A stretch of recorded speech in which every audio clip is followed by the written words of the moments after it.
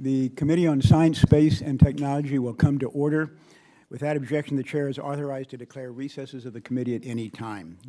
Good morning and welcome to the second day of the hearing entitled James Webb Space Telescope, Program Breach and Its Implications. I'll recognize myself for 5 minutes for an opening statement. Yesterday, the committee heard discussions about the James Webb Space Telescope program breaches. NASA Administrator Jim Bridenstine and Independent Review Board Chairman Tom Young provided insights into the Northrop Grumman management problems. As a reminder of JWST's cost overruns and schedule delays, take a look at the chart on display, and this is the chart that I also showed yesterday.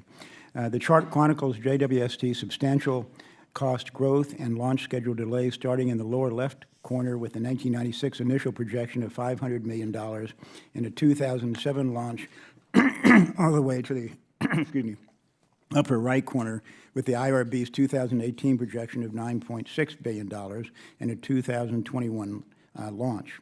That is 19 times the original cost and a delay of 14 years. Who is going to be held accountable? Beginning with TRW's 1990s developmental work on JWST through Northrop Grumman's acquisition of TRW and continuance of the project's development, it is clear that Northrop Grumman did not adhere to the best business practices. Digging into the details, the IRB report describes mistakes that have greatly impacted the JWST development schedule and its associated cost increases. The IRB categorized those issues as follows.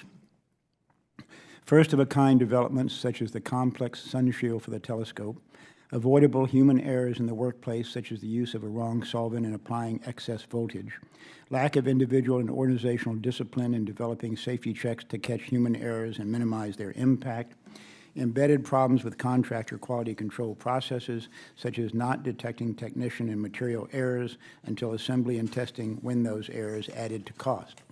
Lack of contractor-managed engineering audit process to catch embedded problems before those problems continued unchecked until testing and assembly. The IRB's description of workplace errors and lack of good management has been found at other space missions associated with Northrop Grumman. The U.S. aerospace industry has the highest skilled workforce in the world. Their scientists, engineers, and technicians have built incredibly challenging and complex aerospace systems. So the workplace errors and lack of discipline, auditing, and quality control described by the IRB could lead us to believe that the real issue may be with Northrop Grumman. Not that Northrop Grumman hasn't tried to convince the public that all is going well. As this hearing date approached, Northrop Grumman's JWST advertising campaign loudly proclaimed, quote, "Making history requires mission success," and the value of performance. But the full-page ad in the Washington Post, which may have cost as much as $200,000, didn't mention the lack of performance due to billions of dollars in cost overruns, years of launch delays, frustration of NASA managers, and avoidable workplace errors. As I said yesterday, when government contractors make mistakes, typically no one is held accountable. The mistakes just happened, or were unavoidable, or won't happen again. But in every case, the American people pick up the bill.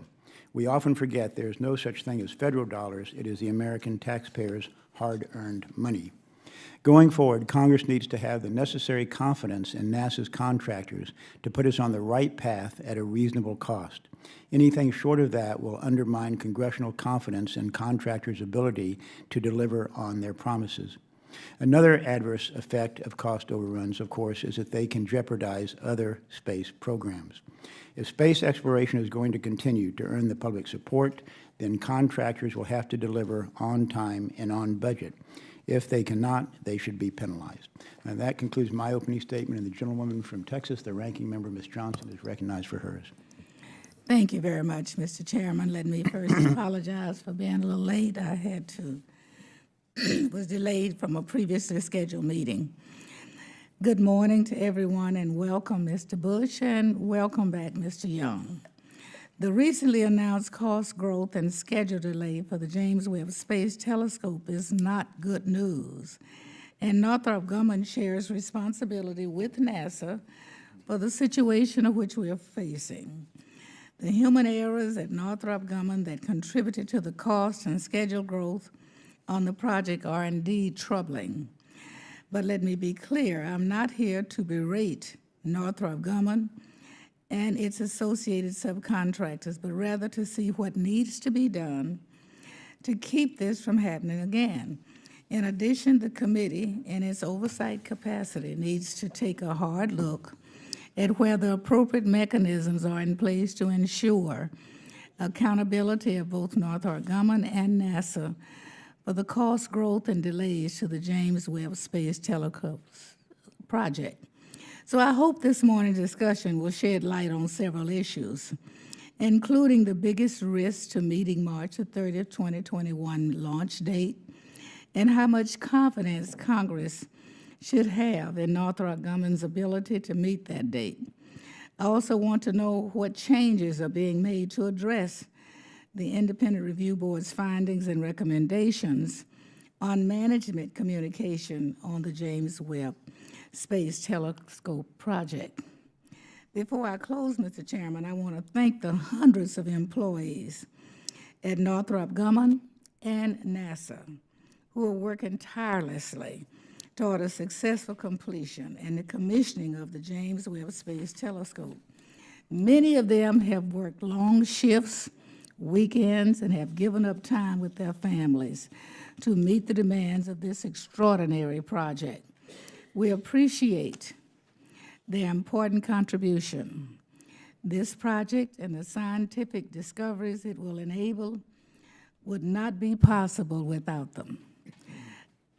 And before I yield back, I have a letter that I'd like to offer to the record, which is a support letter from Mr. Hoyer and Anthony Brown. Okay. Without objection, the letter will be made a part of the record. Thank you, Mr. Chairman. I yield back. Thank you, Ms. Johnson. And let me ask unanimous consent that the opening statements of the chairman of the Space Subcommittee, Mr. Babin, and the ranking member of the Space Subcommittee, Mr. Barra, be made a part of the record, too. And also, at the outset, let me note, and for our witnesses to be aware of as well, that we expect votes in about 15 minutes at 10 o'clock. We will come back immediately after those votes. I think those votes will take around 20 minutes. And then when we come back, we should have close to an hour before the second series of votes, after which it will be impossible to get members to return. So I hope members will remember they were supposed to be here anyway and come back after that first set of votes. Our first witness today is Mr. Wesley Bush, Chief Executive Officer of Northrop Grumman. Mr. Bush began his career with Northrop Grumman as president of the company's space technology sector. Prior to Northrop Grumman, he served as president and CEO of TRW's United Kingdom-based Global Aeronautical Systems. Mr. Bush earned both a bachelor's degree and a master's degree in electrical engineering from MIT. He also completed the University of California, Los Angeles Executive Management Program. And Mr. Tom Young is welcome back. He testified yesterday. He is chairman of the Independent Review Board. Mr. Young is the former director of NASA's Goddard Space Flight Center, as well as the former president and chief operating officer of Martin Marietta Corporation. He earned both a bachelor's degree in aeronautical engineering and a bachelor's degree in mechanical engineering from the University of Virginia and a master's of management degree from MIT. Mr. Young testified yesterday, so he will not be making that statement a second time, but of course he will be available for questions. So we'll begin and look forward, Mr. Bush, to hearing from you. Thank you, Mr. Chairman. Well, Chairman Smith, Ranking Member Johnson, and members of the committee, thank you for the opportunity to appear before you today to discuss the status of NASA's James Webb Space Telescope. This telescope is the largest and most complex astronomical science telescope ever built. Like the iconic Hubble telescope, Webb will reaffirm and solidify U.S. leadership in space, which is critically important as other nations are testing our will to lead in space. Webb also will inspire the next generation of scientists, engineers, astronomers, and innovators, and transform our understanding of the physics of the universe. But Webb doesn't just stretch Hubble's limits. It is a true leap ahead in technology and capability. From a technical standpoint, Webb is an incredible engineering feat. With a 21-foot primary mirror and a sun shield roughly the size of a tennis court, we had to design and build Webb to fold up together to get it into the launch fairing. After launch, Webb will slowly unpack itself in space as it progresses towards its operating location 1 million miles from Earth, where there will be a temperature swing of nearly 600 degrees between the optical mirror and the other side of the sun shield. Building a telescope that can operate in such a harsh environment beyond the reach of satellite servicing requires extensive testing on the ground to ensure that it will operate as planned in space. All of Webb's major hardware components are now located at our Space Park facility in Redondo Beach, California, where they will undergo final integration and testing. If you could put the first slide up. On the screen is a photo of the elements that make up Webb, all together in the high bay at Space Park. And it is absolutely a great sight to see, and you can get a sense of the scale with the humans that are in the photo. We're now assembling these major parts together and testing it to ensure mission success. The next picture, if we could move to the next slide, shows the progress we have made in building up the major subsystems of the telescope and the remaining steps still before us. The optical telescope element and the integrated science instrument module, which is called OTIS, is complete and fully tested. We're now focused on testing the spacecraft element, which includes the sun shield. Once we have successfully completed the spacecraft testing, both parts of the telescope will be put together, tested, and shipped for launch. Northrop Grumman takes very seriously the trust placed in us to build this incredible telescope and our responsibility to ensure mission success.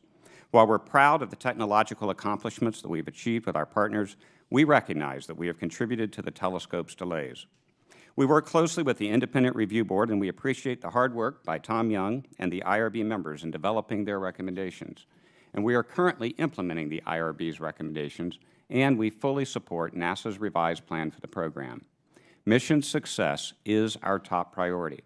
My written testimony goes into much greater detail about the program and how we are implementing the IRB's recommendations. But let me focus on two key points that I want to make very clear. First, the complexity of this first-ever program inevitably creates opportunities for human error in design, manufacturing, integration, and testing. And we have experienced some errors, and unfortunately, several of them have occurred at a phase in the program where they result in significant schedule impacts. We've also learned that some things that we thought we could do more quickly are simply going to take more time to perform in a way that reduces the likelihood of other errors and gives us greater confidence that the system will operate as planned. I know these delays create frustration and also impact funding available to other programs given the budget constraints. So I want to address your questions today as best I can to ensure that there is complete transparency on the facts. Second, I want you to know that we are confident that Webb will work and will perform its mission in a way that will make all of us in this room proud that we were part of making it a reality. I'm pleased to see that the IRB confirmed their confidence that we can be successful as well. Mr. Chairman, Ranking Member Johnson, this committee's decades-long bipartisan support has been essential to keeping Webb moving forward, and we are determined to make it a success. So thanks again for the opportunity to testify here today. Thank you, Mr. Bush, and I'll address my first questions to you. Yesterday, Mr. Young suggested, no doubt you're aware of, the idea that all holding fees or all award fees be put in a holding account until the mission is a flight success. Would you agree to do that? So as a mechanism to ensure that we are all aligned on mission success, Northrop Grumman has actually discussed this with NASA, and we are willing to place all of the fee that we've already earned and the fee that we may earn it in the future at risk based on successful activation and demonstration of the telescope on orbit. So we're very much aligned on that recommendation. Appreciate that positive response. I think you anticipated the question. Next question is this. This goes a step further. It seems to me that given Mr. Young's description of JWST yesterday as a poorly managed program, that you ought also to put the $800 million in above cap expenses that were not anticipated and pay that yourself. Well, let me reaffirm that we are very committed to mission success, and as I said before, we're very proud of the progress that we've been making, but we do recognize that there has been cost growth. James Webb is structured as a cost-type contract, which is the typical contracting approach for such a large-scale development project that's never been done before. And a cost-type contract recognizes the inherent risk in the development, and it provides the government the ability to direct our actions on an ongoing basis. So this type of contract gives the government the tools that it needs to ensure accountability through the direct control of our fee. So to your question about the financial position on the program, to be clear, our financial position on this program has been degraded in a number of ways when we experience cost growth and delays. First, our award fees have been very negatively Mr. impacted. Bush, let me interrupt you. My question was, would you agree to pay the 800 above cap cost? Our view on that is that would create more of a fixed price relationship on this program, which would significantly impede and impair the relationship between NASA and Northrop Grumman. And as we are focused on mission success, we think that would be the wrong approach. Okay, I think that that would be justified given the poor record and given the poor management that Mr. Young referred to yesterday. And I only wish that Northrop Grumman was willing to take responsibility and show a little bit more good faith, both for the taxpayer and for the cost overruns. But it sounds like you've made up your mind. I just happen to disagree with you. Mr. Young, let me address my next question to you. Yesterday you mentioned the cost-plus programs almost inevitably ended up being overcost, sometimes considerably overcost, and that was kind of baked into the system because when you're awarded a cost-plus contract, there's not much incentive to keep the cost down. And I wondered if you had any ideas for how the bid criteria should be changed so that in the future we can avoid the massive amounts of cost overruns that we've seen with JWST as well as with other programs.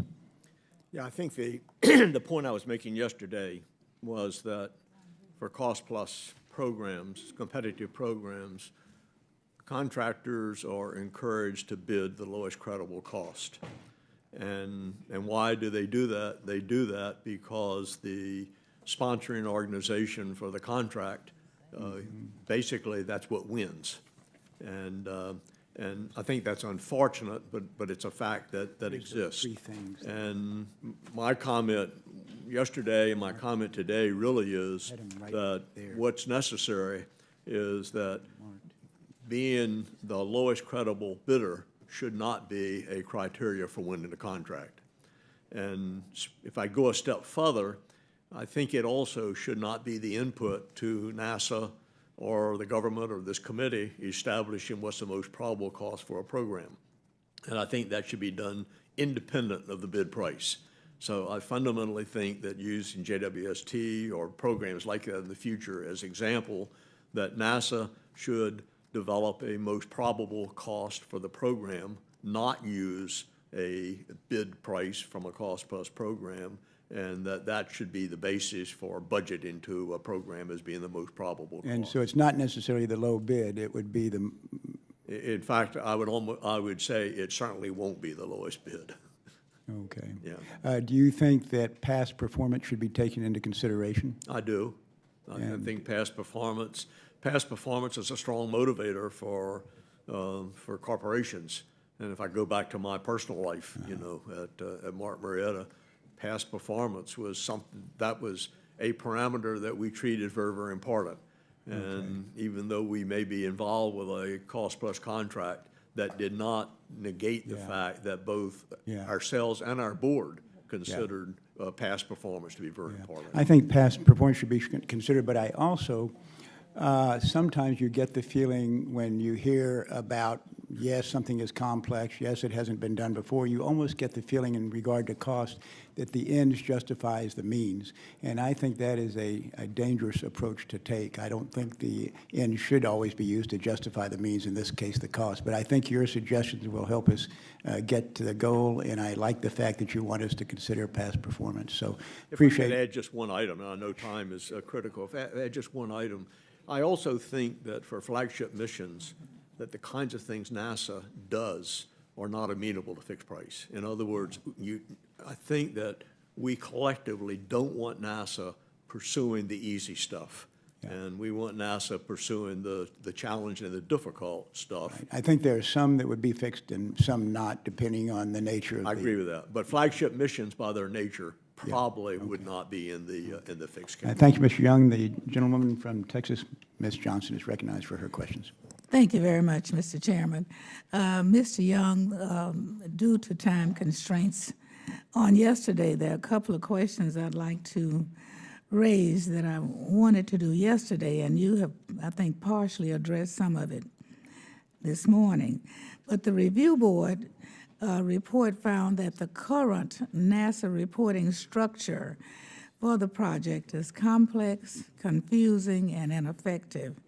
It seems to me that getting that structure right would be critical if the James Webb project is to succeed. So who should be accountable for the project specifically, and who for the overall James Webb program?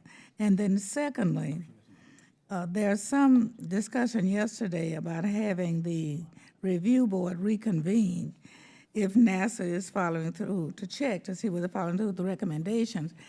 I'd like your opinion on whether or not you think this board is willing to reconvene. Very good questions. On the first one, the management structure, it's our belief that a well-run program, clearly one of the characteristics is to have established accountability, responsibility, and authority individually for the key members of the organization, and to fully use the resources. And you really described what we found for JWST. Our belief is that the accountability, responsibility, and authority needs to be resided, one, at the Goddard Center Director level. The Goddard Center Director should be totally responsible for the program, not just providing resources to implement the program, and the full capability of the Center Director and his or her staff be applied to the project, number one. Number two, that there be a project manager, which there is today, who's totally responsible for the program, reporting to the Goddard Center Director. And three, that at the program level, which is a broader perspective of the project activity, that be the responsibility totally of the associate administrator for space science, and specifically that the Goddard Center Director would report to that individual for the execution of the program. That, in our view, is a crisp statement of individual accountability, responsibility, and most importantly, authority. To your second item, very quickly, it's NASA's decision, obviously, whether or not they want to have an examination of the implementation of our recommendations. Our belief is that it should be done. The IRB is willing to do that, and we personally think that it needs to be done early enough in the process that it's before that it can have an impact, and late enough where things have been done. So our recommendation would be, like the latter part of September would be a terrific time to do that review if NASA believes it would be appropriate. Mm-hmm. Thank you very much. Mr. Bush, what do you consider to be the most important corrective actions that you put in place to avoid some of the past shortcomings? And if you're willing to work with the findings and recommendations of the review board. Thank you for that question. We do fully support the findings of the review board, and I too agree it would be a very good idea to have a follow-up in the process with the review board. I think the most important things that the review board pointed out in terms of ensuring that the steps that are being taken as we go forward are primarily focused on mission success are the areas where we are ensuring that when we align processes, when we align training, when we engage with our team on the floor who have their hands building this thing every day, that the discipline is there, that the understanding is they not only have the ability to put their hand up and say, stop everything, but they have the responsibility to do that if they even suspect something might be wrong. We've also worked hard to enhance the safety net on the program, and let me explain that. And I think the IRB said it really well, that human errors are inevitable, but we have to do everything that we can to put a safety net behind them to make sure that we catch them as early as possible. So in our company, and I think in most in our industry, there are two organizations that work alongside the folks on the program who are, again, touching the program every day. Mission Assurance Organization, as well as the Engineering Organization. And we have given them the ability and the responsibility to be digging in deeply onto the program, to go back, take a hard look at everything that we have done. Mr. Young and his team used the term embedded errors. We want to make sure that we do not have those any place in the program, NASA is actually leading a process to go back and help do that scrub. Our team is highly engaged on that. So we've worked hard to enhance the safety net behind the team as well. So it is both reinforcing the team, giving them some extra tools, but also enhancing the safety net so that we can make sure that we're doing the right things for mission success. Thank you very much. Thank you, Ms. Johnson. After the gentleman from Oklahoma is recognized for his questions, we're going to recess till after these votes and then resume the hearing immediately after. The gentleman from Oklahoma, Mr. Lucas. Oh, are you going to yield to the gentleman from Texas? Okay, thank you. The gentleman from Texas, Mr. Babin, the chairman of the Space Subcommittee, is recognized.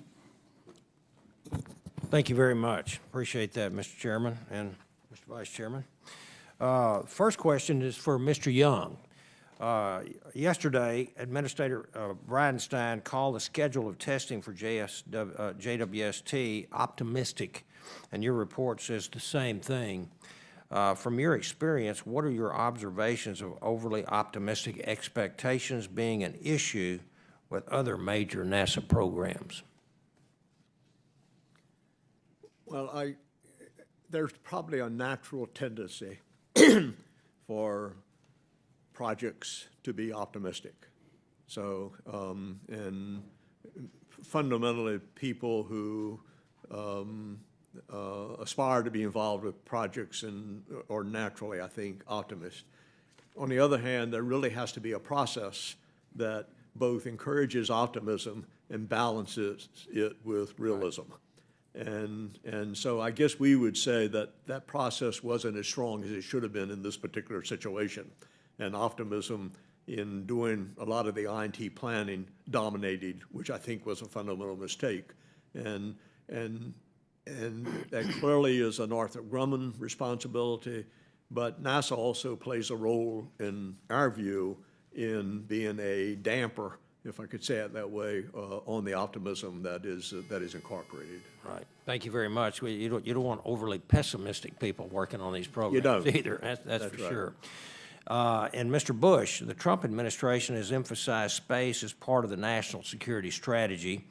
Do you think that JWST development issues signal an erosion in the quality of the American space industrial base to our near-peer adversaries, thus negatively affecting our national security strategy?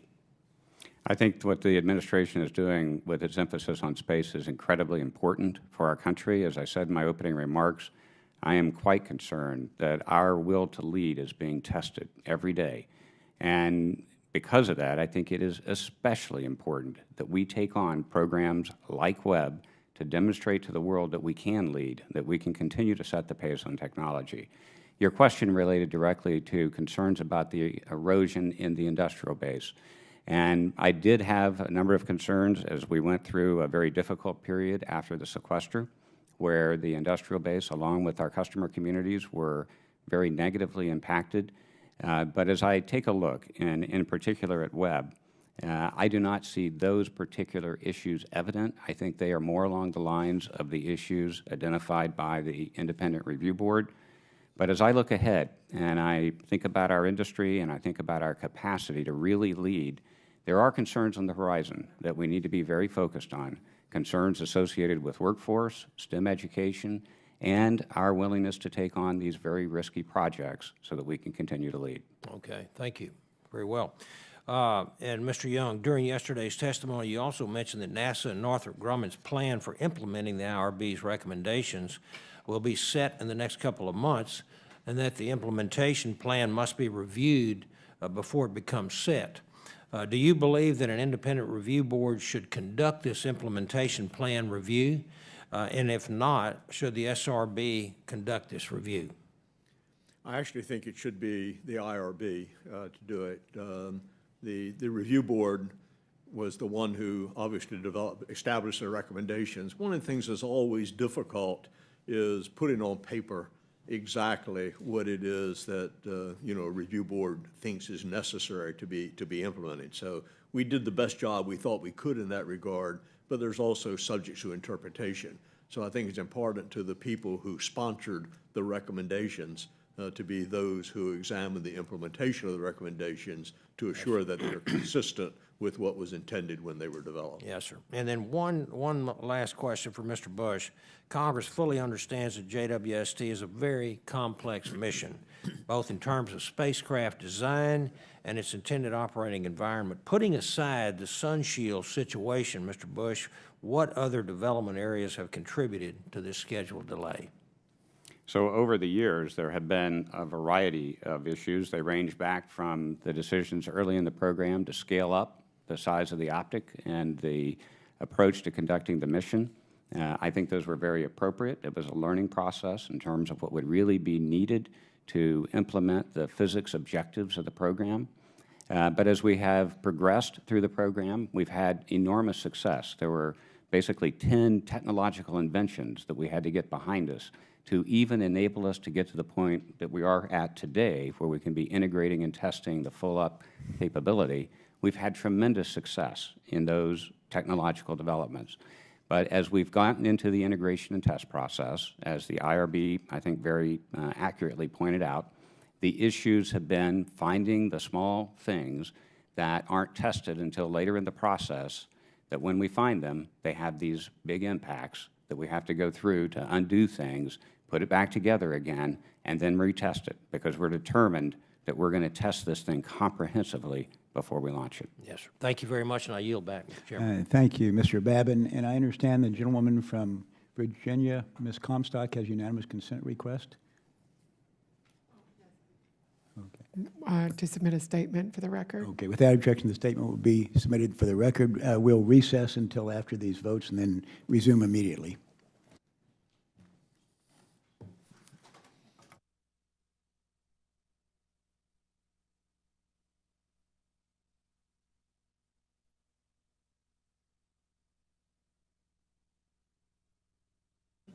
The Science, Space, and Technology Committee will resume our hearing, and the gentleman from California, Mr. Barra, the ranking member of the Space Subcommittee, is recognized for his questions. Thank you, Mr. Chairman. Thank you, Mr. Bush, for being here, and Mr. Young for your patience and coming back for a second day. And I talked about a little bit yesterday with projects of the size and scope and difficulty of James Webb. One of the challenges is appropriately budgeting, thinking about things, and figuring out the time to do something that you've never done before, understanding the science, et cetera. And there's a lot that we can learn from the contracting, the construction and design and the overruns on James Webb. I tend to be a simple person. As I talked about yesterday, putting it in simple terms, I think about it as the contract I made with our daughter when she decided she wanted to go to college. In this case, a lot of us have done home remodels, and you kind of lay out what you want to do and so forth, and think about what that is. You bid that out to various contractors, then you make a decision. And most of us run into cost overruns when we do that. Part of it is self-inflicted. As you're going through the project, you realize, hey, you know what, we're doing this, let's remodel the kitchen as well. Those are conscious decisions to spend more money. Again, as we look at the history of James Webb, as we started designing this, thinking about it, science advanced. Consciously, we said, well, hey, if we're going to already send a telescope out there, science is advanced now, let's add some things on. Those are predictable cost overruns, and we should have conscious debate of whether that's what we should do, et cetera. My sense is we've done that multiple times over the length of the project. I'm not suggesting that we don't do that, because if it makes sense for us to add additional items and delay the project in order to advance science and get more information in a cost-effective way, that may make sense. But then there's also, I think, Mr. Young, you brought up some of the potentially avoidable cost overruns, the human error component of this. And I know I asked you, Mr. Young, some of the things that we've learned from this experience that we could, as we go forth and do additional sciences. Mr. Bush, from the contractor side of things, I'd like to hear your side as you looked at the IRB report. what are the things in our oversight role as members of Congress, as we are going to have to make trade-offs and decisions from the contractor side of things? What are things that Northrop Grumman's learned that could inform Congress? So I think a lot of this goes to this notion of how do you retire risk when you're managing complexity. And we all learn each time we take on something of a new level of complexity how you actually approach those types of steps in a process. So some of the risk retirement can occur actually before you start a program. And in fact, there are some procurement approaches that a variety of places in NASA as well as DoD use, where they attempt to get as much technological risk retirement in place before you start the program. And if you're able to do that, then you are able to better define the path forward. The challenge with doing that is it sometimes actually takes a little bit longer, at least at the beginning, to do those risk retirements. So on a program like Webb, as we have gotten into it, I think one of the big lessons learned was clearly that the risk retirement was not only associated with the technologies themselves. I spoke earlier about this remarkable set of inventions that have already been successfully completed on Webb, which I think we should all be proud of. These, in and of themselves, those inventions represent advancements not only for the space community, but they have spin-out effects as well. And NASA's been, I think, doing an incredible job of spinning things out. But the issues were not only in the technology development for risk retirement, they were also in a lot of the processes, the actual processes for implementing the pieces as we went along. A good example, we've never done anything quite as complex in a deployment as folding up the sun shield. And what we've learned is it takes longer to fold it up and unfold it each time we go to test it than we had planned. So since I'm going to run out of time, is there a way, we've talked a little bit about risk-sharing contracting as well. Certainly in healthcare we do some of that where if you're under budget, on time, or ahead of time, there's a benefit to the contractor. If you're over budget, more delayed, there's some risk that's borne. Is that a type of contract that actually could work in this particular space? Yes, those types of contracts need to be combined with a risk management, risk reduction process so that those risks can be understood. But yes, the answer is absolutely yes. Great. And Mr. Chairman, before I yield back, I'd ask unanimous consent. I've got a letter from Representative Ted Lieu, whose district represents where some of the Webb is being constructed and put together in support of the James Webb. Okay. Without objection, the letter will be made a part of the record. And the gentlewoman from Virginia, Ms. Comstock, is recognized for her questions. Okay, sorry, thank you. Thanks, appreciate the opportunity to talk with you today, and thank you. I think yesterday's testimony was very helpful, hearing from Mr. Bridenstine and also hearing about how all of these, the evaluations and the critiques really had come together, and I certainly got that impression from him, and I wasn't able to hear all of Mr. Young's testimony yesterday, but certainly did get the understanding, and I think, Mr. Young, you said this yesterday, space is a one-strike and you're out business, and we can't have problems that are catastrophic. And I think from all the testimony we've had yesterday and today, that seems to be a very large part of the commitment, that given the Hubble telescope is only 350 miles away, so it's been serviced 5 times, so we were able to get there and do it, but when you're 1,000,000 miles from Earth, that is not a potential. So we have to work on all of the risks and changes here. And with all this, I want to make sure that as we are doing all this evaluation, looking at taking the risk and everything, that people are going to feel comfortable coming forward. And I want to make sure it seemed like Mr. Bridenstine did feel comfortable with that yesterday. I want to make sure that all the teams that are working on this and the additional supervision now, that when there is a mistake, when there is a problem, even if that problem is going to lead to more costs, that we are going to catch that problem before.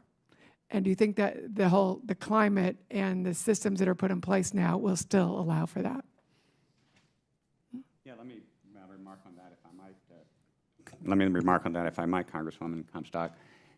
One of the most important things in our industry, particularly in the space industry, is the ability of employees to feel very, very comfortable to put their hand up when they, as I mentioned earlier, either when they know something's wrong or even if they suspect something might be wrong.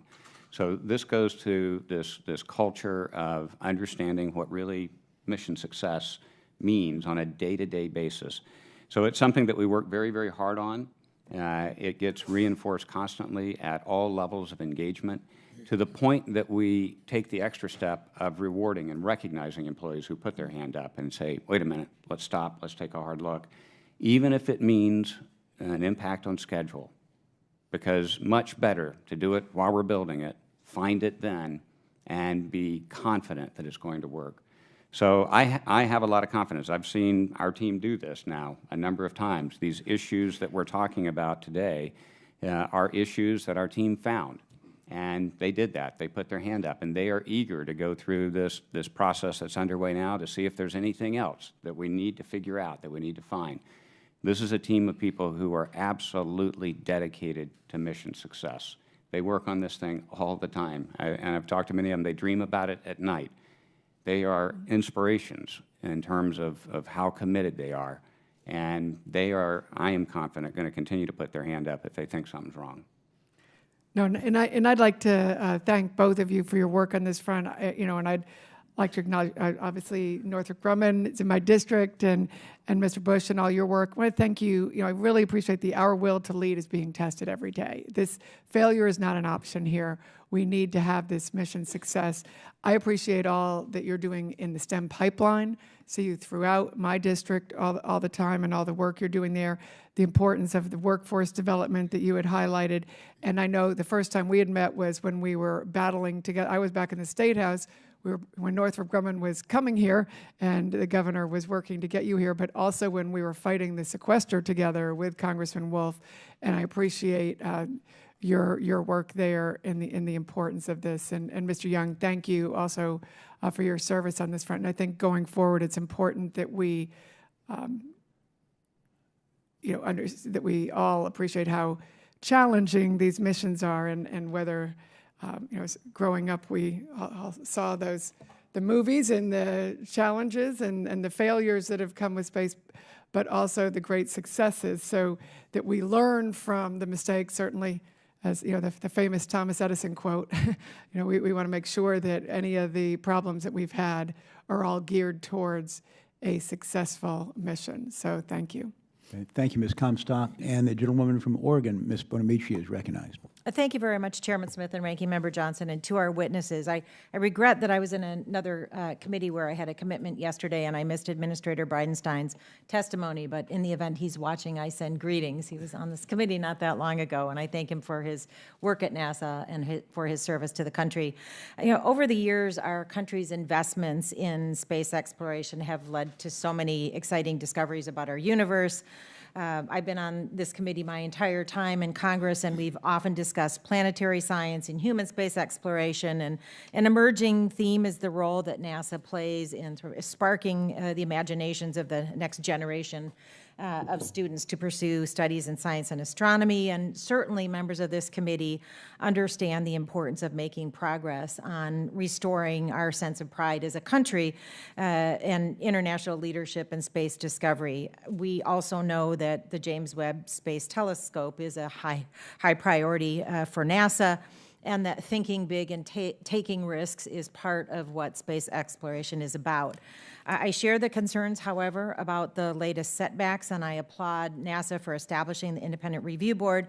I hope this hearing, as well as the hearing yesterday, can help identify a path forward that minimizes risks and additional delays.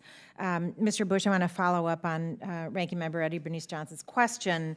We understand the scope and complexity of the project, but some of this, as your testimony admits, was human error. So are you convinced that Northrop Grumman has put in place adequate practices to minimize the risk of additional errors? And as you said in your testimony, most of the complex issues are now behind us. So how can you be confident that from this point to launch, you won't encounter additional complex issues? So two answers to your two questions there. First, with respect to our degree of confidence in finding the issues today. There were, I think, several important perspectives on that. One is, and Mr. Young and the IRB pointed this out, we're never going to be able to get human errors to zero. You know, the word human in that equation tells you that. So what we have to do is do our very best with the humans involved to make sure that they've got the right processes, that they're with discipline following those processes, and that they have the right qualifications to do the job. So that's a big part of it. The second part of it, though, is the safety net, and making sure that we have a robust approach to backing up the humans that are doing the job, so that if they do make an error, there is someone there or some other process involved that with high likelihood will identify that error before it propagates into the system. And are you convinced that that the company has done that? And I feel very, very good about where we are in that regard, but we are continuing to self-test that. So your second question, I think, related to what the Independent Review Board talked about as embedded problems, things that might still be there. So we are in process. NASA is leading this. We're going through all of the records. We're going through taking a second pass to see if there is anything else that we can possibly find or conceive of that might be an issue that we need to get addressed quickly. I think we're going to be through this in just a number of weeks. And if it is the case that the Independent Review Board takes another look, I think that would be a great thing for them to look at as well. Thank you. And I'm going to ask Mr. Young a question, but I did notice that you said most of the complex issues are now behind us, not all. Well, we have to test the satellite, right? We Exactly. test it for a reason. And Mr. Young, thank you for your testimony. How can Congress, and following up on Mr. Baer's question, how can Congress assess NASA's progress in implementing the findings and the multiple recommendations from the Independent Review Board? And should the board be reconvened to determine if NASA's on track to meet those metrics, and if so, when? My personal belief is the board should be reconvened, and because I think it's the group who is, most formulated to assess the implementation, and it needs to be done after NASA and Northrop Grumman have had adequate time to understand and to implement or begin the implementation of the recommendations. What do you think adequate time would be? Well, I think it should be by probably sometime September of this year is when it should be done. And I think if this committee is interested in the results of that, then I'm sure that, that the NASA and the review board would be delighted to report back to you what we find. Thank you, and I'm certainly not going to speak for the chairman and the ranking member, but I'm pretty convinced that this committee would be very interested. Thank you, Mr. Chairman. I yield back. Thank you, Ms. Bonamici. And the gentlewoman from Arizona, Ms. Lesko, is recognized for her questions. Thank you, Mr. Chairman. As I talked about yesterday, having a project 19 times over the original cost estimate is obviously very troubling, and I think it is a prime example of why taxpayers think that the federal government isn't spending taxpayer dollars wisely.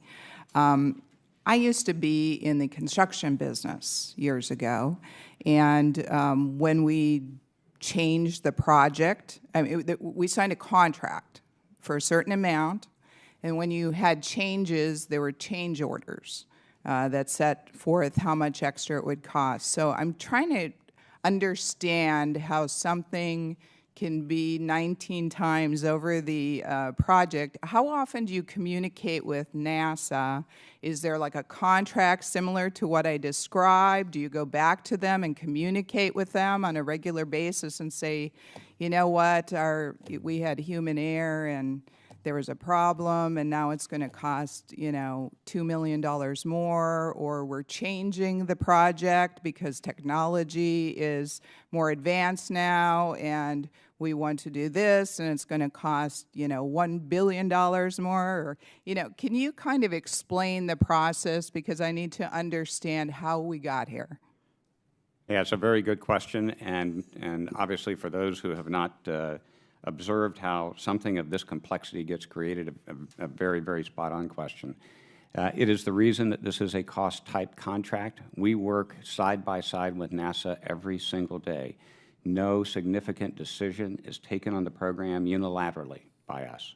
So in terms of the degree of communication and coordination, it is exceptionally high. And NASA holds us to that transparency standard, that they do not want us unilaterally making decisions. And so it is important that we be able to work it hand in hand as we go through it, simply due to the complexity. NASA has extraordinary people who have great experience working on so many different things. Their experience applied to this program, just as the experience of our scientists and engineers applied to the program. We have to have both. And so we have to be able to make decisions on it together, and it is a daily interaction. It's not just, sending letters back and forth. It is daily communication, daily interaction, so that the best decisions can get made together. And so, Mr. Chair and Sir, and either one of you can answer, so NASA gave you the okay at every step of the way for this extra cost, extra time delay. Is that what you're saying? We would only take actions that NASA approves in that regard. If I could add to your question, which I also think is very good, I think Wes's comments were right on. For space, it's not an awful lot different than what you described from your building experience.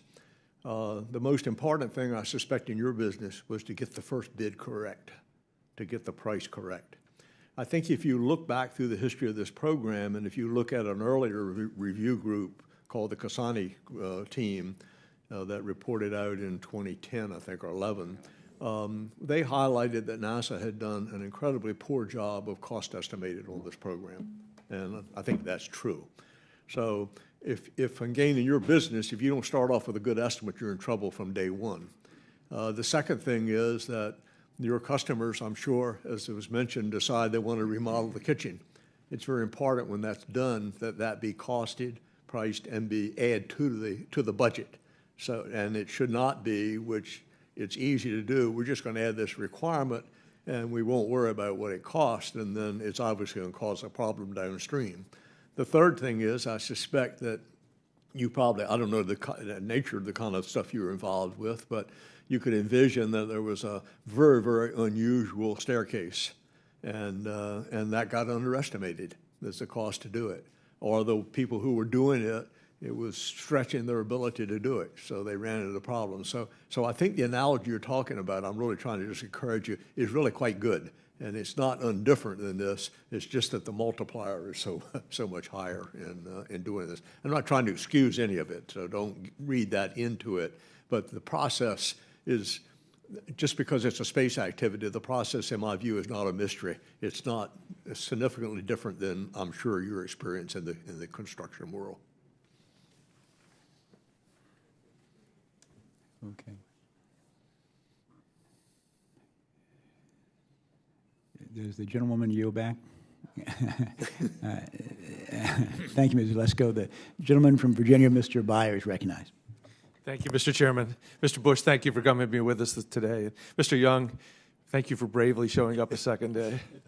I want to take issue with the, I think, overstated allegations of poor management.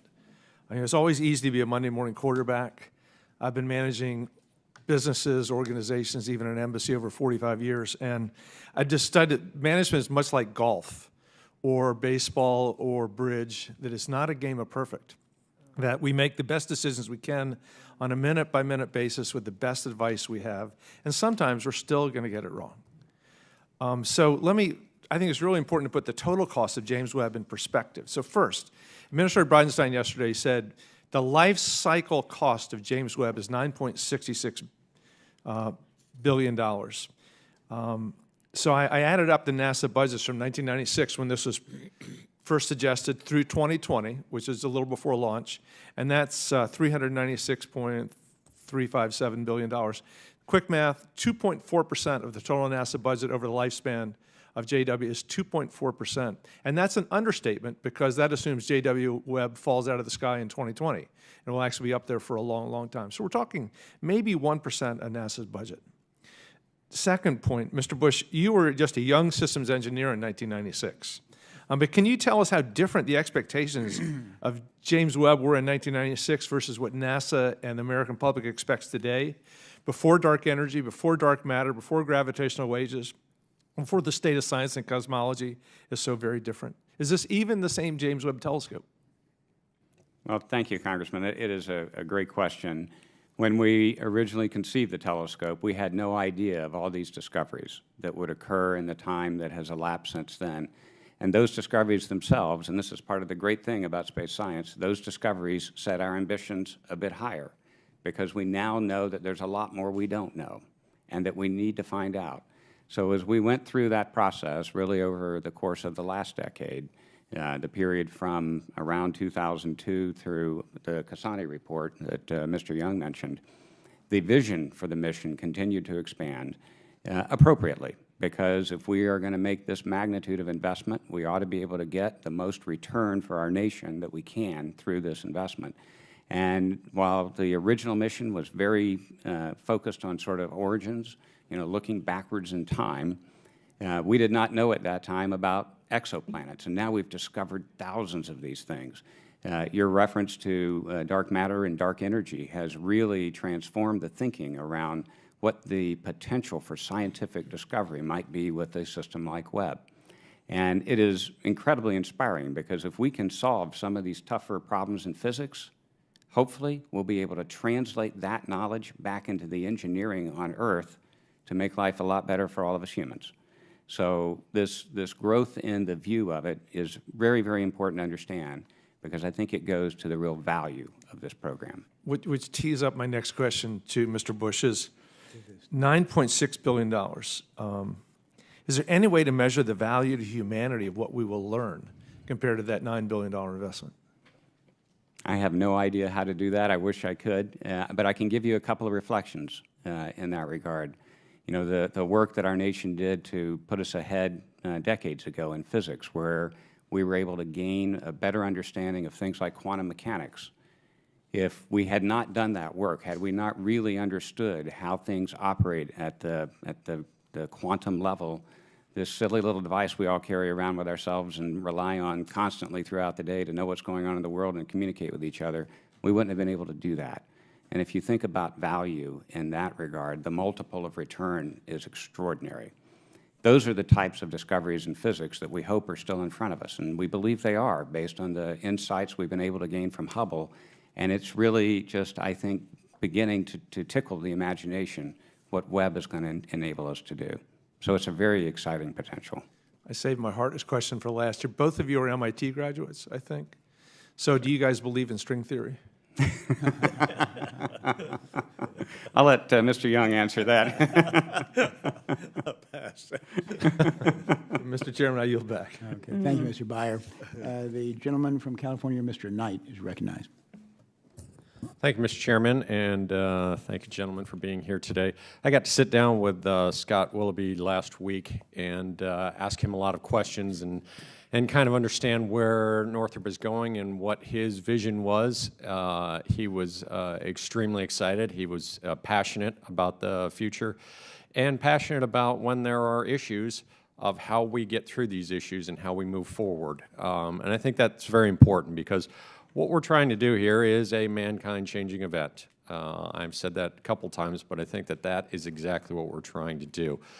As I tell my son, we will be smarter in 100 years than we are today, whether we have faster computers or we have just attained more knowledge or we are able to do more things by our engineering knowledge and our knowledge of just academics. And so some of the things that we try and do, we find problems. Now, my question is, how do you think that the IRB's report is? Do you agree with that, Mr. Bush? And I think I've heard all of the questions and all of the kind of what are we going to do? How do you do this? And all of that. I've heard all of that. But I want to hear if you agree with the IRB's report and if you think that that was a good, solid report on this issue. I absolutely believe that the IRB, in many ways, is a gift to this program. What the Independent Review Board did was, in addition to being very clear about specific matters and recommendations, which we fully agree with and which we are fully implementing, what the IRB did, I would say at a higher level, was it was the big reminder that as we make incremental decisions on this program, it all has to be about mission success. We all feel the intensity of cost. We all feel the intensity of schedule. We've had teams working on this program 7 days a week for a long period of time. And with this great reminder about everything is about mission success, it caused us to step back and ask, were we doing everything the way we really needed to do in that regard? And we did make changes, not just in terms of the specifics of the recommendations, but with that broader perspective in mind. So I think it was an outstanding thing that NASA did to commission the Independent Review Board. I'm grateful to the members who participated on it, and we are fully supportive of implementing all of their recommendations. And I think it's another part in what we're trying to achieve. If we only know what we know, or if we only do what we know how to do, we never achieve. And that's what happens when we try and take leaps.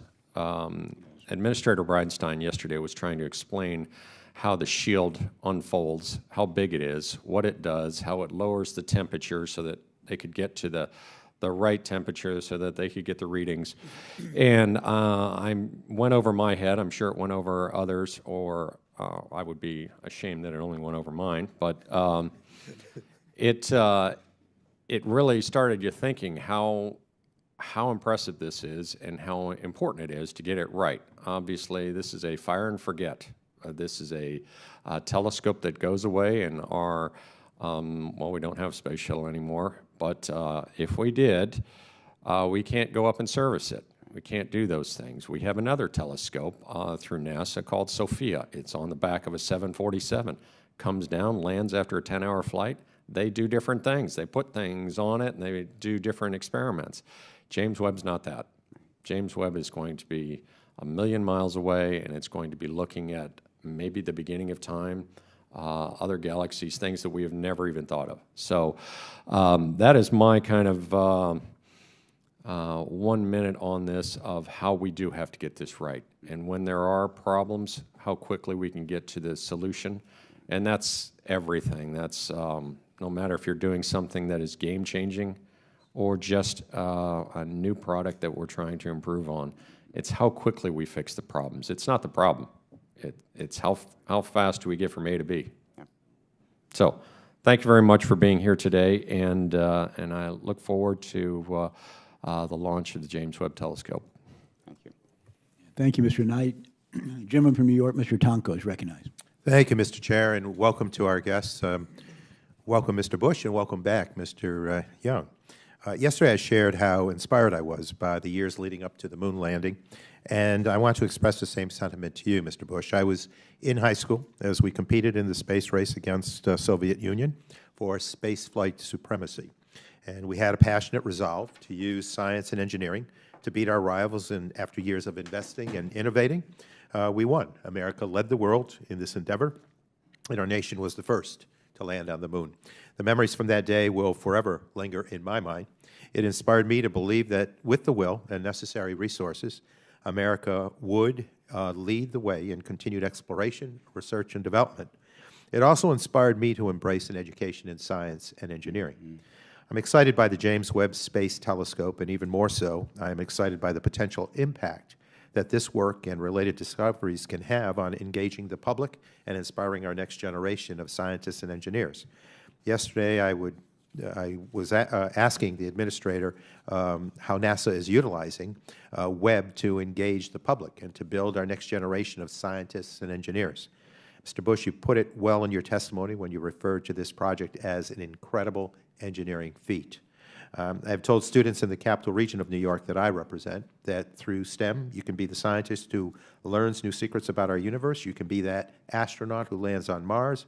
You can be that doctor or researcher who discovers the path to better ensure healthy passage on long space flights, or you can be that engineer who designs or invents a new technology or the spaceship that will take us far past our own galaxy. So, Mr. Bush, what is Northrop Grumman working on to engage the public at large on the inspirational undertakings? I really appreciate your perspective. You and I share a common motivation. The Apollo program is what inspired me to enter our industry and dedicate my career to this. And I know it was the same way for so many others. And we want to continue to replicate that. We need that STEM talent. We need the innovators in our nation continue to focus on moving us ahead. So we've done many things with the Space Telescope to help support that. We have a large model of the Space Telescope that we utilize to take to a variety of different organizations and gatherings to enable scientists to have something in front of them to talk about as they work to inspire youth. We also sponsored the development of a film. It's called Into the Unknown, and I would commend it to you if you have the opportunity and the interest in looking at it. We have played this film not only around the U.S., but around the world to let folks know what James Webb will be able to do, to expose them to some of the people who are working on it so they can see what real engineers and scientists do, because oftentimes that's a challenge for those considering entering the STEM field. They don't actually know what engineers and scientists do, and when they're able to see it in the context of something that's so inspirational, our hope is that it will create more folks interested in pursuing these STEM careers as we go forward. And I have to give NASA a lot of credit here. NASA has, I think, probably the very best approach to using what it's doing to inspire our youth. And James Webb needs to continue to be a part of that. I think they've done a fabulous job of communicating effectively. The website, if you want to learn about it, you can go on that website and learn about it. I talked to a lot of the interns in our company, and part of the reason they're interested in coming to work with us and being a part of the things that we're doing is because they've heard about James Webb and they're inspired by it. So I think this is a fabulous opportunity for our nation as we go forward to help us with much of the work that we need to do in motivating and leveraging STEM. Thank you very much. I appreciate that approach. Anything in general that you're doing in the youngest of the student population in those grade schools to engage them early on? Yes, and we've all, I think, come to realize that we unfortunately lose too many folks who could otherwise be interested in STEM, actually in middle school. So your point is right on. We have to hit them in grade school early on. And so we have a whole variety of grade school programs across our nation, largely leveraging our employees. Our employees are very motivated to engage in the STEM efforts, whether it's at science fairs or actually taking the movie that I talked about, Into the Unknown, or even we have little paper models that we use where students can actually try and go through the paper model build-up of what James Webb will be. So there's a variety of activities. NASA as well, as I said, it's not just us. NASA has been very proactive in this. Thank you, gentlemen. And with that, Mr. Chair, I yield back. Thank you, Mr. Tonko. And the gentleman from California, Mr. Rohrabacher, is recognized. Thank you very much, and I'm sorry that I cannot join you in this uplifting testimony that you've given today. Mr. Bush, I don't think that we should look to our young people and give them an example of being, 8 times over budget and twice as long. Crossed overruns, that's not what you're going to tell our young people and encourage them to get involved in your industry. Let me just note, and again, this isn't your fault, okay? This is your whoever was in your group that was handling this in your company failed. They failed us, and they failed the American people. And you can say, is the James Webb Telescope going to be worth all that money? That's not what the question is. The question is it worth all those other projects that we have been unable to fund in this committee because you have failed your job? That's the question. Yeah, I have supported telescopes, and I've supported astronomy, and I think deep space astronomy is a good thing. You've done a disservice to achieving those goals by not being able to do your job. Now, let me ask you, did Northrop make a profit last year? You can read, Northrop Corporation? You can read our Security Exchange Commission filings and see exactly how we did. We're very transparent in that regard. I didn't hear. Did you make a profit last year? Yes, sir. Okay. How much was your profit last year? It's filed in our Security Exchange Commission filings. I don't remember the exact number off the top of my head. Is it hundreds of millions or billions? What is it in? It's a very large number. Okay. And you also acquired, so you had a profit last year, and you also have spent money acquiring things like orbital ATK? Yes, sir. Okay. So Northrop really hasn't suffered at all from the fact that we now have billions of dollars being spent that we were not told we were going to have to spend, and thus those other science projects are now not even being considered here. But Northrop, by putting us in that spot, went ahead and made a profit. Did they make any loss? I'm not saying, obviously your profit would have been higher had you been handling this project better. Is there any loss at all that your company made by not being able to do this job as you contracted? So when we think about the economics of this project, and I've been clear about this before, this is not a particularly attractive economic proposition for our company, but that is not the objective for us at this point. We are focused on mission success. And clearly, you can do the math a lot of different ways, but if you look at the resource we have invested in this program, both the capital resource and, more importantly, the human resource, our expectation is when we make that kind of investment on this magnitude of activity, that we would achieve a nice return. That will not be the case here. I understand you're not making a profit on this project now, and I think that is a factor that is going to try to influence people to make the right decisions and to be tough on doing the right thing, even though there's a lot of conflict going on over some decision among engineers or whatever. But the fact is that Northrop hasn't had to suffer a penalty. The fact is that it's not just Northrop. Mr. Chairman, that's our system.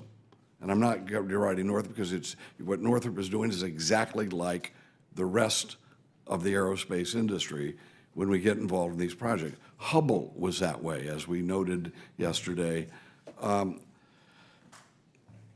Mr. Young, is there something that we can do fundamentally to the process that's going to prevent that from happening? Is there some penalty that a company should have to pay if indeed they go way over budget and spend all this time?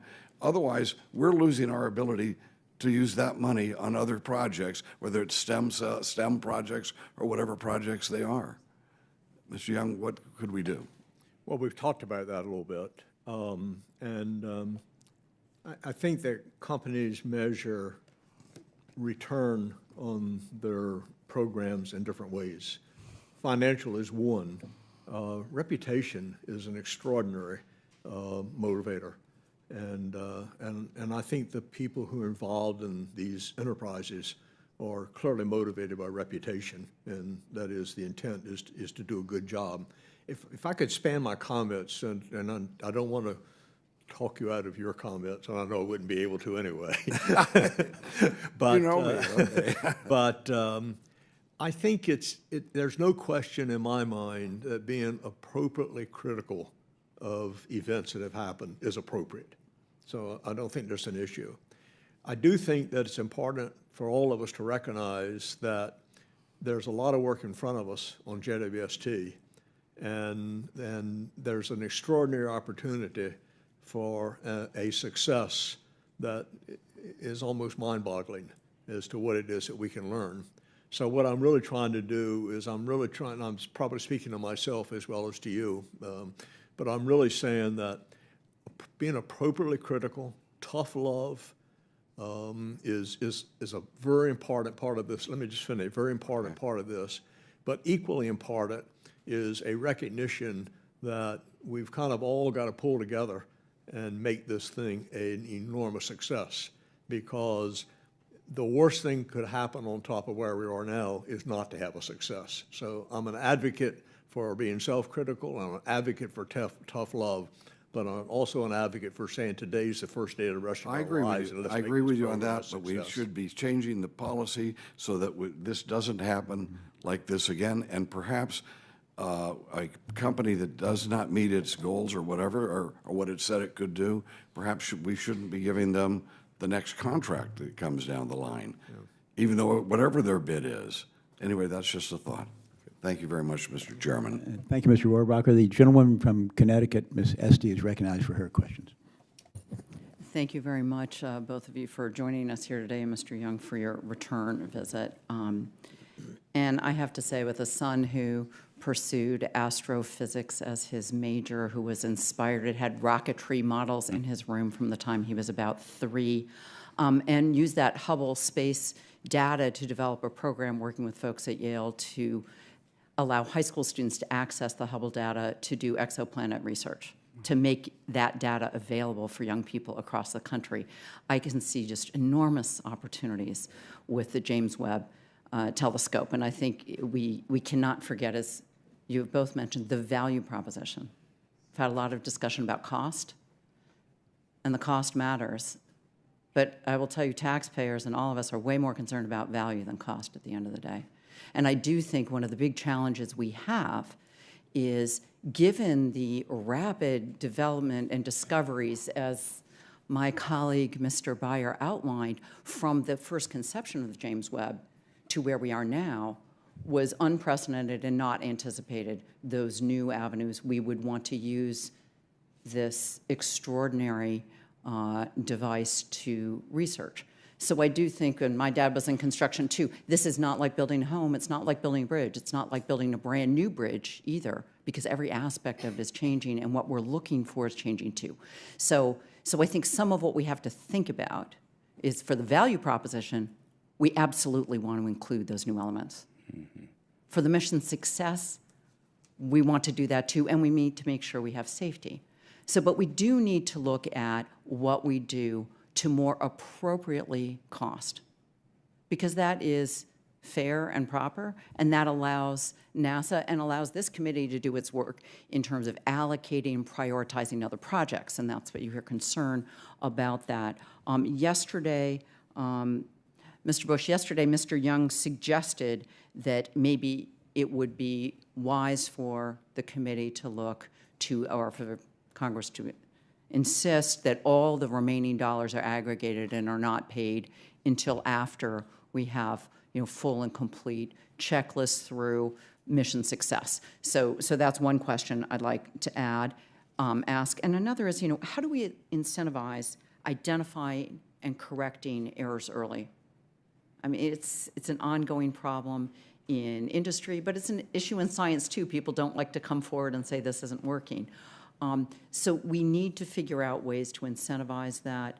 And the last thing I'll put out there is, I think it would make sense for us to work some with folks both in Silicon Valley as well as in the business school community to think about how to structure contracts in a way that would better perhaps share that risk of identifying problems early, correcting, minimizing, taking ownership of human error. So maybe there's cost sharing when there's human error or overruns. There would be cost sharing of those, not just cost plus, but there would be cost sharing to provide an incentive to more appropriately, and Mr. Young talked about how these contracts are bid and how they're incentivized. Everyone wants to get it on the cheap, but then we want it to be first class when it's deployed. So we need to find a different way, I think, of structuring those contracts to enforce as much as possible honesty and anticipation, and then tight controls and everyone taking ownership. So a few simple questions out there. Thank you. Well, thank you, Congresswoman. And let me just reiterate what I said in response to Chairman Smith's request along the same lines with respect to what Mr. Young mentioned yesterday. And we do believe it is an appropriate mechanism to make sure that we're all aligned on mission success. And we've been talking with NASA just recently about this, that we are willing to place all of the fee that is in front of us, as well as the fee we've already earned, into the mission success pool that will have that determination to make sure that it works. So we're all in on mission success. and just want to confirm that again for you. With respect to this question about catching errors early, it goes back to, in my mind, the approach that is taken on programs to actually mitigate risk. How do you identify and quantify and then mitigate risk? So some of this is in the design process, but also it is in the testing programs. And I will just say broadly that in the rush oftentimes to go faster, there is an opportunity to make decisions to not test along the way, to wait until you have more things together and test. And if you turn the clock back in the space industry, we didn't used to do that. We tended to test everything we possibly could at the lowest level of assembly. There was some criticism of that, particularly back in the 1990s, that was somehow unnecessary, that it was wasteful, and that it attributed or created more cost on programs than perhaps was necessary. But, and that may be the case for some more simple types of designs where we've done it, the same thing many times over and we're not exploring or discovering new things. But a program of this complexity, I think if there are some important lessons learned on error discovery, it is reinforcing that more traditional approach of testing at the lowest level that you can and trying your best to break it at the lowest level that you possibly can, so that the propagation of a later discovered error is not as significant. And back to the question about the independent review team and their work, that was a lot of their suggestion, to go back and look at what they were calling the embedded issues, to make sure there wasn't something else that was skipped at a lower level that could come back and haunt the program later on. So we're well underway in that regard. I see we're just about out of time, so I'll limit my comments to that. Thank you. And Mr. Chairman, since I wasn't able to ask yesterday, if Mr. Young could answer that same question, whether we should rethink that testing at lower level, because that would be a time frame and a cost issue. Without objection, Mr. Young is going to be recognized to answer that question, although this is the first time I've ever heard of a carryover from one day to the next. But, no, I was noting how far over my colleagues were going, 2.5 and 1 and 2 and 3 minutes over yesterday, so I missed by 5 minutes being able to stay. Thank you. I appreciate your indulgence. Please, Mr. Young, feel free to answer the question. One of the things that struck us in our review process is that small problems can have such big implications for a system as complex and challenges as James Webb. And what that really says, and I'm kind of following on what Wes says, is that it's important to know the pedigree of the hardware all the way through the process. And what that really means is that when the piece of hardware is first built, from that point on, each step of the process, there's an appropriate test to make sure that you know the pedigree of the hardware. And if you do that all the way through the final assembly of this observatory, then you can be pretty confident that you don't have embedded problem. If I use the sun shield as an example, the sun shield was not tested as an individual item prior to being integrated with the spacecraft. Now, I don't know the full details of that, but I think that was a joint decision by NASA and Northrop Grumman, and I think it was derived primarily because there's only one sun shield, and that's the one that's going to fly, and so you don't want to wear it out, so to speak. But had that test been done, my guess is that this fastener problem would have been found, and the implication would have been much less. So I only use that as an example that was an embedded problem that went forward. So we kind of lost the pedigree of the hardware. And then it got to a higher level of integration when the problem was discovered, and therefore the implication is much larger. So there really is a process of knowing this pedigree all the way through that results in, when the final observatory is assembled and tested, you can have pretty good confidence that you don't have embedded problems. And it's a great question, by the way. Thank you, Ms. Esty. Thank you very much. I appreciate it. The gentleman from Texas, Mr. Cloud, is recognized for his questions. Thanks for being here. First of all, it's not lost on me, certainly, or I think anybody here, that you're literally dealing with rocket science, and that's way beyond my pay grade. our job, though, is to manage the checkbook, and I'm curious about the process, because we all agree that mission success is critical. All see the scientific, humanitarian, national security implications, but we're presented with thousands of good ideas every day, and we have to manage that on a budget. And so I'm curious about the bidding process, because it seems almost like it's normal process in business that we bid a project, it gets approved, but we know that we'll actually be able to spend as much money as we want on it. You mentioned that everything went back to NASA and was approved. So does NASA think they have the right to spend more money on projects that Congress approves? Or it seems like that rebidding process, or that extra work order, change order process that Ms. Lesko talked about should come back to Congress. Does that not happen?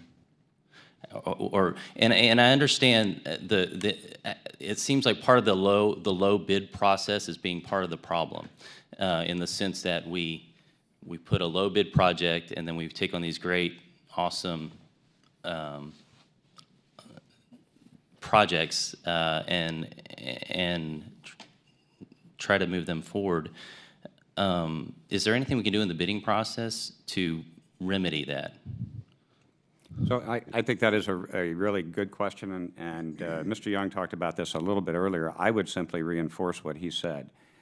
We have found that the customer communities that implement an independent cost estimating process as a part of their source selection activities tend to end up with budgetary strategies and management strategies that are a bit more robust against the inevitable variability of some of these complex programs.